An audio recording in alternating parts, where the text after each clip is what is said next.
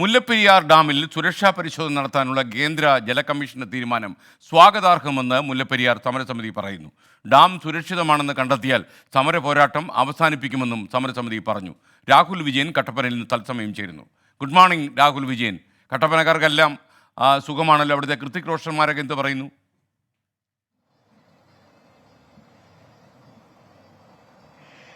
എല്ലാവരും സുഖമായിട്ടിരിക്കുന്നു. പുതിയ കേന്ദ്ര ജല കമ്മീഷന്റെ തീരുമാനം കൂടി അറിഞ്ഞതോടുകൂടി അവർ വലിയ സന്തോഷത്തിലാണ് എന്ന് പറയാതിരിക്കാൻ കഴിയില്ല. നമ്മളിവിടെ വന്നപ്പോൾ ഓരോരുത്തരോടും ചോദിക്കുമ്പോൾ ഈ മുല്ലപ്പെരിയാറുമായി ബന്ധപ്പെട്ട വിഷയമായിരുന്നു ഏറ്റവും കൂടുതൽ സമീപകാലത്ത് ചർച്ചയായത്. ഇവിടുത്തെ ആളുകളുടെ ജനജീവിതത്തെ തന്നെ അത് സാരമായി ബാധിക്കുന്ന ഒരു അവസ്ഥയിലേക്ക് വരെ പോയിരുന്നു എന്നുള്ളതൊരു വസ്തുതയാണ്. എന്തായാലും ആശ്വാസകരമായ കാര്യം, കേന്ദ്ര ജല കമ്മീഷൻ ഡാമിൽ സമഗ്ര സുരക്ഷാ പരിശോധന നടത്താൻ അംഗീകാരം നൽകിയിരിക്കുന്നു എന്നുള്ളതാണ് ഏറ്റവും പ്രധാനപ്പെട്ട കാര്യം.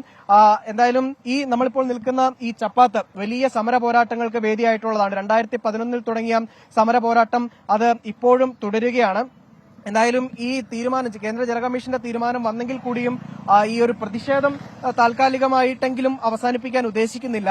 ഈ ഡാം സുരക്ഷ എങ്ങനെയുണ്ട് എന്നുള്ളതൊക്കെ മനസ്സിലാക്കിയതിനു ശേഷം മാത്രമായിരിക്കും ഈ പ്രതിഷേധ പരിപാടികളൊക്കെ, ഇനിയുള്ള പരിപാടികളൊക്കെ അവസാനിപ്പിക്കൂ എന്നുള്ളതാണ് പറയുന്നത്. എന്തായാലും സന്തോഷമുണ്ട്. മാത്രമല്ല, ഏതെങ്കിലും ഒരു അന്താരാഷ്ട്ര ഏജൻസിയും ഈ ഡാമിന്റെ സുരക്ഷാ പരിശോധന നടത്തണമെന്നുള്ളതാണ് പ്രധാനമായും മുല്ലപ്പെരിയാർ സമരസമിതി ആവശ്യപ്പെടുകയും ചെയ്യുന്നത്. ചെറിയൊരു ആശങ്ക കൂടി അവർ അതിനിടയ്ക്ക് പങ്കുവയ്ക്കുന്നുണ്ട്. 2014 സുപ്രീം കോടതിയുടെ വിധി വരുന്നതിന്റെ ആ പശ്ചാത്തലത്തിൽ 136 എന്ന ജലനിരപ്പ് അത് 142 അടിയിലേക്ക് എത്തിയിരുന്നു.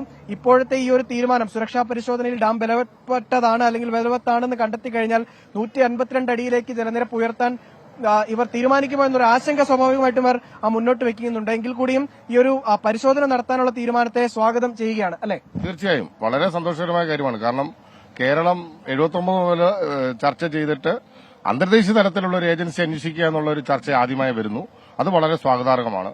ഇവിടെ 11 പരിശോധന നമ്മൾ കണ്ടതാണ്. പരിശോധനയ്ക്ക് ശേഷം 14 വിധി വന്നപ്പോൾ ആ തട്ടയും മേത്തയും കൊടുത്ത റിപ്പോർട്ടിനെ ആധാരമാക്കി തന്നെ അവർക്ക് അനുകൂലമായി തന്നെ അത് പോയി എന്നുള്ളത് ആശങ്ക ഉണ്ടാക്കിയിട്ടുണ്ട്. അത്തരത്തിലുള്ള ഏജൻസികളാകരുത് പരിശോധിക്കുന്നത്. ഒരു ഇന്റർനാഷണൽ ലെവലുള്ള ഇൻഡിപെൻഡന്റ് ആയിട്ടുള്ള തമിഴ്നാടിനും കേരളത്തിനും സ്വീകാര്യരായ ഒരു ഏജൻസിയായിരിക്കും.